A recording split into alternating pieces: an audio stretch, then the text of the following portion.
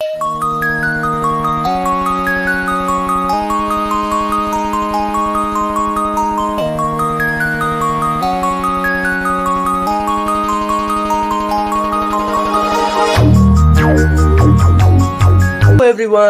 Online पढ़ाई के इस लर्निंग प्लेटफॉर्म में आप सभी का स्वागत है। क्लास 7th का इंटीजर्स का चैप्टर चल रहा था और जिसमें लेक्चर 3 कंप्लीट हो गया था। अब हम लोग लेक्चर 4 का शुरुआत करेंगे। तो हम लोग जो करने वाले हैं वो है क्लास 7th का मैथमेटिक्स का चैप्टर 1 इंटीजर्स लेक्चर 4, और ये लास्ट टॉपिक है इस चैप्टर के लिए।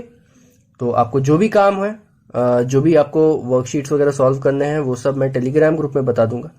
तो टेलीग्राम चैनल को आप जाके ज्वाइन कर लीजिए। वहां पे आपको फाइल्स वगैरह मिलेंगे जिससे आप सॉल्यूशंस बना सकते हैं, प्रैक्टिस कर सकते हैं। तो टॉपिक्स टू बी कवर्ड, आज हम लोग सिर्फ डिवीजन के बारे में देखेंगे। तो डिवीजन ऑफ इंटीजर्स देखेंगे, property of division of integers देखेंगे और कुछ रिलेटेड क्वेश्चंस देखेंगे। ये लेक्चर ज्यादा लंबा नहीं है क्योंकि डिवीजन में ज्यादा कॉन्सेप्ट होता नहीं है, ठीक है। तो डिवीजन ऑफ इंटीजर्स में भी बात वही होता है कि रूल 1 में दो तरह का नंबर्स को डिवाइड करने बोला जा सकता है, या तो सेम साइन वाला या तो ऑपोजिट साइन वाला, ठीक है। तो सेम साइन वाले कंडीशन में क्या करेंगे, अगर मान लीजिए कि दो नंबर है, प्लस में है दोनों, प्लस ए और प्लस बी, और डिवाइड करना है, ठीक है। या फिर दोनों माइनस में है, मतलब माइनस ए और माइनस बी, और डिवाइड करना है। तो कैसे करेंगे? सबसे पहले एक चीज याद रखिए कि जो डिवाइड होता है ना और जो मल्टीप्लाई होता है, दोनों में साइन को ऑपरेट करने का तरीका वही है। मतलब जैसे आप प्लस प्लस प्लस करते थे, माइनस माइनस प्लस करते थे, plus minus minus minus plus minus, ये सब डिवाइड में भी वही होगा, ठीक है। तो डिवाइड और मल्टीप्लाई में साइन को ऑपरेट करने का तरीका सेम है। नंबर्स को डिवाइड करना, एक में मल्टीप्लाई करते थे, एक में डिवाइड करेंगे। जैसे फॉर एग्जांपल मान लीजिए कि दो नंबर्स है, +16 डिवाइड बाई +4। आंसर कैसे आएगा? प्लस प्लस तो प्लस ही होगा, ठीक है, क्योंकि दो सेम साइन है, दोनों को मल्टीप्लाई करेंगे तो प्लस आएगा। और 16 डिवाइड बाई 4 कितना होता है? नंबर को डिवाइड करने पे 4 आता है। तो कैसे कर रहे हैं हम लोग? पहले साइन को ऑपरेट कीजिए, जैसे मल्टीप्लाई में करते हैं वैसे ही ऑपरेट करके लगा लीजिए। एक सिंगल साइन ले आइए और जब आपका साइन आ जाएगा तो फिर नंबर्स को डिवाइड करके आंसर ले आइएगा। अगर इसी तरह से ये क्वेश्चन हो कि -32 डिवाइड बाई -4, तो क्या करेंगे? माइनस माइनस को पहले ऑपरेट करेंगे। माइनस माइनस क्या होता है? +32 डिवाइड बाई 4 कितना हो जाएगा? 8। तो इसका आंसर आया +8। इजी है, कोई इसमें रॉकेट साइंस नहीं है, बहुत आसान है, ठीक है। जैसे मल्टीप्लाई था वैसे ही है, बस क्या है कि साइन को तो वही करना है, बस डिवाइड करना है नंबर्स को, ठीक है। अब डिफरेंट साइन के बारे में बात करते हैं कि अगर डिफरेंट साइन हो, मतलब जैसे डिफरेंट साइन, अगर एक नंबर प्लस में हो, प्लस ए, और डिवाइड करना हो -b से, तब क्या करेंगे? और अगर पहला नंबर माइनस में हो, डिविडेंड, और डिवाइजर जो है वो प्लस में हो, तब क्या करेंगे? ठीक है, दोनों ही कंडीशन देखते हैं। अगर मान लेते हैं इसमें हम ले लेते हैं +18 डिवाइड बाई -3, कैसे ऑपरेट होगा? वैसे ही ऑपरेट होगा जैसे ऑपरेट होता है। प्लस माइनस अलग अलग साइन है ना, तो प्लस माइनस क्या हो जाएगा? माइनस। अब 18 डिवाइड बाई 3, 18 डिवाइड बाई 3 कितना हो जाएगा? 3, 6 है 18, मतलब 3 के टेबल में 18 कितना बार में आता है? 6 बार में। तो 18 डिवाइड बाई 3 कितना आ गया? 6। तो ये मेरा आंसर आ गया -6।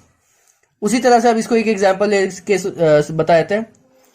ये -40 मान लेते हैं, और डिवाइड किससे करना है? डिवाइड करना है +4 से।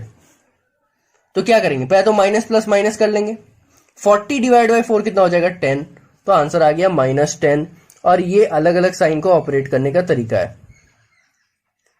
अगर सेम साइन हो तो कैसे ऑपरेट करते हैं, अलग अलग साइन हो तो कैसे ऑपरेट करते हैं, दोनों देख लिए। मल्टीप्लाई जैसा ही है ये।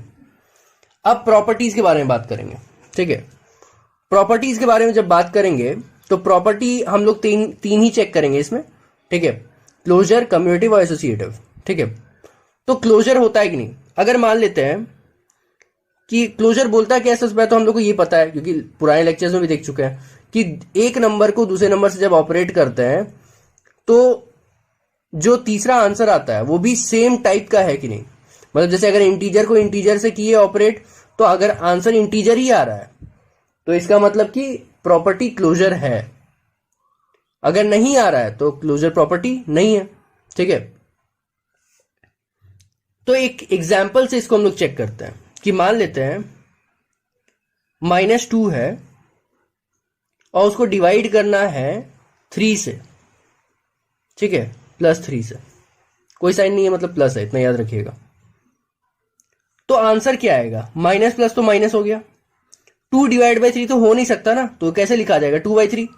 ये इंटीजर है क्या, नहीं है ना, ये तो फ्रैक्शन है। इंटीजर में न्यूमरेटर डिनोमिनेटर थोड़ा ना होता है, फ्रैक्शन में होता है। तो इसका मतलब कि इंटीजर और इंटीजर को हम डिवाइड तो किए लेकिन आंसर मेरा इंटीजर आ जाए ऐसा कोई जरूरी नहीं है। और जब ये चीज जरूरी नहीं है तो क्लोजर प्रॉपर्टी फेल हो जाता है। इसका मतलब no closure property is not a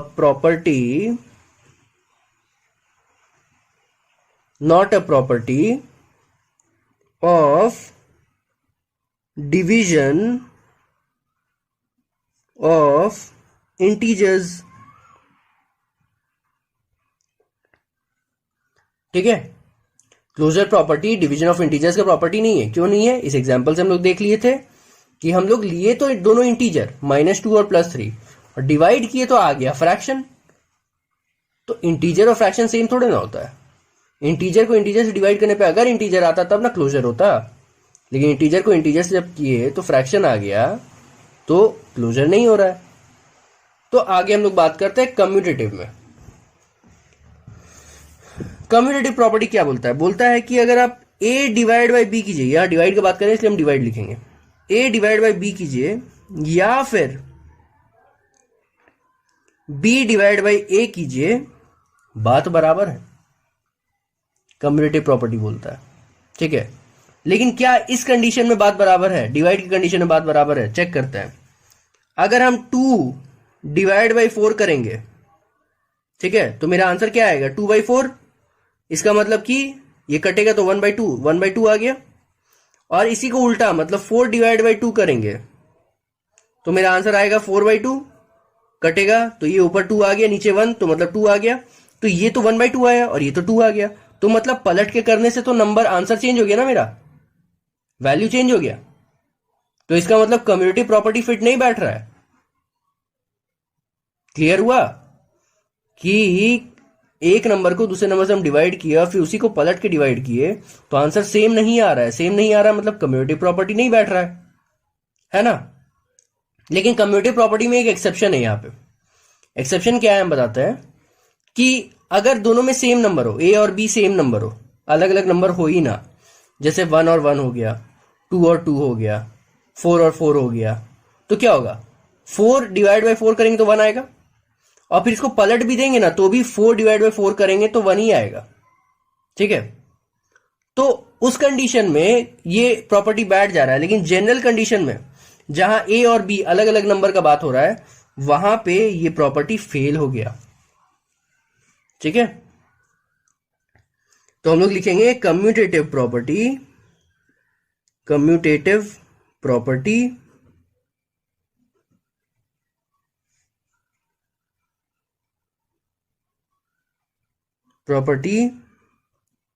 is not a property of division of किसका, इंटीजर्स का। लेकिन जब हम लोग बात करते हैं ना कि सेम नंबर होगा, तो वो एक एक्सेप्शन हो गया कि अगर दोनों तरफ सेम नंबर हो जाए तो डिवाइड करने पे आगे से भी वही आएगा, पीछे से भी वही आएगा, तो वो एक एक्सेप्शन हो गया और वहां पे कम्यूटेटिव प्रॉपर्टी फिट बैठ जा रहा है। लेकिन जब अलग अलग क्वेश्चन का बात करते हैं, अलग अलग नंबर्स का बात करते हैं, तो नहीं बैठ रहा है। ठीक है, तो commutative property not a property है इसका, डिवीजन ऑफ इंटीजर्स का। अब आते हैं तीसरे प्रॉपर्टी में। तीसरा प्रॉपर्टी जो है वो है एसोसिएटिव प्रॉपर्टी। एसोसिएटिव प्रॉपर्टी क्या बोलता है, ए डिवाइड बाई बी, डिवाइड का बात हो रहा है इसलिए डिवाइड लगा रहे हैं, A divide by B divide by C करना है। अगर हम पहले ए डिवाइड बाई बी किए, बाद में सी से डिवाइड किए, और दूसरे कंडीशन में हम A divide by B divide by C में पहले बी को सी से डिवाइड कर लिए, बाद में ए से उस रिजल्ट को डिवाइड किए, तो मेरा आंसर दोनों तरफ से सेम ही आएगा, ऐसा कहना है एसोसिएटिव प्रॉपर्टी का। लेकिन क्या ये इक्वल होगा, देखते हैं। मान लेते हैं हम 2, 3 और 4 लेते हैं। ठीक है, 2, 3 और 4 ऐसे कर देते हैं ताकि आप लोगों को पूरा दिखाई दे। 2, 3 और 4 लेते हैं। 2 डिवाइड बाई 3 किए, डिवाइड बाई 4 किए, पहले 2 डिवाइड बाई 3 करेंगे, बाद में 4 से करेंगे, तो क्या आएगा, 2 डिवाइड बाई 3 मतलब 2/3, फिर डिवाइड बाई 4 करना है। अब डिवाइड बाई 4 मतलब इंटू 1/4, पलट के इंटू करना है, तो 2 डिवाइड बाई 3, और जब डिवाइड करना होता है ना तो यहां पे इंटू लग जाता है, तो ये जो नंबर होता है जो राइट साइड में होता है वो उल्टा हो जाता है, तो 4 का उल्टा 1/4। अब ये कट गया 2 और 4, तो बचा 2 यहां पे। अब ऊपर में तो कुछ नहीं बचा, तो 1, और नीचे में 3 2 जा 6, तो ये 1/6 आया है ना, ये 1/6 आया। अब दूसरे कंडीशन में देखते हैं कि अगर मान लीजिए 2 डिवाइड बाई 3 डिवाइड बाई 4 में पहले हम 3 डिवाइड बाई 4 कर दें, तो हम कैसे लिखेंगे, 2 डिवाइड बाई 3 और ये 3 डिवाइड बाई 4 कितना हो जाएगा, 3/4। अब 3/4 राइट साइड में है ना, तो यहां इंटू लगाएंगे तो ये वाला पलट जाएगा, तो 2 इंटू ये क्या बन गया, 4/3। ठीक है, जैसे ये 4 पलटा था ना राइट साइड में, डिवाइड को जब भी इंटू बनाएंगे ना तो राइट साइड वाला जो नंबर होगा, जो डिवाइजर होगा, वो पलट जाता है। तो ये 4 1/4 बन गया था, वैसे ये 3 4/3 बन गया। अब ये तो कुछ कट नहीं रहा है, तो 2 4 से कितना हो गया 8, और नीचे क्या हो गया 3, 1 3 से 3, तो यहाँ 8/3 आया, यहाँ पे 1/6 आया, यहाँ पे 8/3 आया। इसका मतलब ये इक्वल नहीं हो रहा है ना, ये जो एसोसिएटिव लॉ है वो इक्वल हो ही नहीं रहा है। ठीक है, तो मतलब एसोसिएटिव लॉ भी डिवीजन का लॉ नहीं है। तीनों ही लॉ, जो मेन लॉ होता है वो डिवीजन का लॉ है ही नहीं, इतना ध्यान रखिए। हाँ, एसोसिएटिव लॉ में भी एक एक्सेप्शन है। क्या एक्सेप्शन है, कि अगर ए बी और सी की जगह पे तीनों में 1 हो जाए, तीनों में अगर 1 1 1 लगा हो, तो 1 डिवाइड बाई 1 तो 1 होता है, फिर 1 डिवाइड बाई 1 भी 1 ही होता है। अगर हम पीछे से देखेंगे तो 1 डिवाइड बाई 1 1 होता है, फिर 1 डिवाइड बाई 1 1 ही होता है। तो अगर तीनों में 1 लगा हो तो ये एक एक्सेप्शन है। ठीक है, तीनों में 1 लगने से। लेकिन मैक्सिमम जो मेजर केसेस होता है उसमें एसोसिएटिव लॉ बैठता नहीं है। और ये एसोसिएटिव लॉ ना 3 अलग अलग नंबर के लिए एप्लीकेबल देखा जाता है, सेम नंबर्स के लिए चेक करके क्या करेंगे। ठीक है, ए बी सी क्यों लिया है, अगर ए लेना होता तो ए बी सी क्यों लेता, अलग अलग नंबर्स को ही लेने यहाँ पे बोला ही जा रहा है। ठीक है, तो हम लोग यहाँ पे लिख सकते हैं कि associative law is not a law of division of integers। ठीक है, अब एक छोटा सा बात कर लेते हैं मॉड्यूलस के बारे में। मॉड्यूलस क्या होता है, कुछ नहीं है, मतलब समझ लीजिए ना, जो भी आपका नंबर को, वैसे मान लीजिए हम +3 लेते हैं और एक -4 लेते हैं, कोई भी नंबर को अगर हम मॉड्यूलस, ये साइन है मॉड्यूलस का ऐसे, ठीक है, मॉड्यूलस के अंदर डाल देते हैं ना, तो उसका साइन जो है ऑटोमेटिकली प्लस हो जाता है। तो ये +3 जो है वो +3 बन गया। ठीक है, और ये -4 जो है मॉड्यूलस के अंदर डाले तो ये +4 बन गया। साइन ऑटोमेटिकली, या तो बोलिए गायब हो जाता है, गायब का मतलब क्या होता है कि प्लस हो जाता है। तो मॉड्यूलस के अंदर कोई भी चीज जाएगा ना, कोई भी चीज, उसका साइन, उसका जो आंसर आएगा वो प्लस में ही आएगा। ठीक है, तो अगर ऐसे दिया हो कि 2 - 3 मॉड्यूलस में, तो आप निकाले क्या, 2 - 3 क्या होता है, मॉड्यूलस के अंदर -1, लेकिन मॉड्यूलस लगा हुआ है, इसका मतलब आंसर प्लस में ही आना चाहिए, तो +1 हो गया ये। ठीक है, तो मॉड्यूलस का सिंपल सा मतलब होता है कि जो भी ये ऑपरेशन अंदर में है, ऑपरेंड अंदर में है, उसको आप प्लस के साइन में लगा के ही बाहर निकाल सकते हैं। ठीक है, तो ये मॉड्यूलस का मतलब है और ये इसका सिंबल हो गया। अब कुछ रिलेटेड क्वेश्चंस देख लेते हैं। रिलेटेड क्वेश्चंस क्या, डिवीजन में देखिए वर्ड प्रॉब्लम्स हम लोग काफी सारा देख चुके हैं। डिवीजन में हम लोग मेजरली सिर्फ डिवाइड कैसे करना है वही देखेंगे। ठीक है, तो हम लोग क्वेश्चन नंबर 1 से शुरू करते हैं। पहला क्वेश्चन है -133 डिवाइड बाई 19। तो जब भी डिवाइड का क्वेश्चन हो ना, तो मेरा प्रेफरेंस यही है कि आप सबसे पहले उसको बाई के फॉर्म में लिख लीजिए। -133 बाई 19 ऐसे लिख लीजिए। ठीक है, जो पहला नंबर होगा उसको ऊपर, जो दूसरा नंबर होगा उसको नीचे। उसके बाद क्या है, साइन को तो मल्टीप्लाई करना है। नीचे क्या है, कोई साइन नहीं है, मतलब प्लस है, तो माइनस प्लस क्या हो गया, माइनस। और 133 डिवाइड बाय 19 करना है, तो 19 का टेबल में 133 कितना बार में आएगा, 7 बार में आएगा, तो 7। तो ये डिवाइड करने पे, ये काटने पे 7 आ गया, तो -7 आंसर आया ना। माइनस प्लस हो गया माइनस और 7 हो गया। ठीक है, अब सेकंड क्वेश्चन देखते हैं। सेकंड क्वेश्चन क्या बोल रहा है, 168 डिवाइड बाय -14। तो मतलब 168 डिवाइड बाई -14 करके दिखाइए। तो पहले तो उसको बाई में लिख लीजिए, आसान हो जाता है फिर। -14, अब ऊपर प्लस है नीचे माइनस है, तो प्लस माइनस क्या हो गया, माइनस।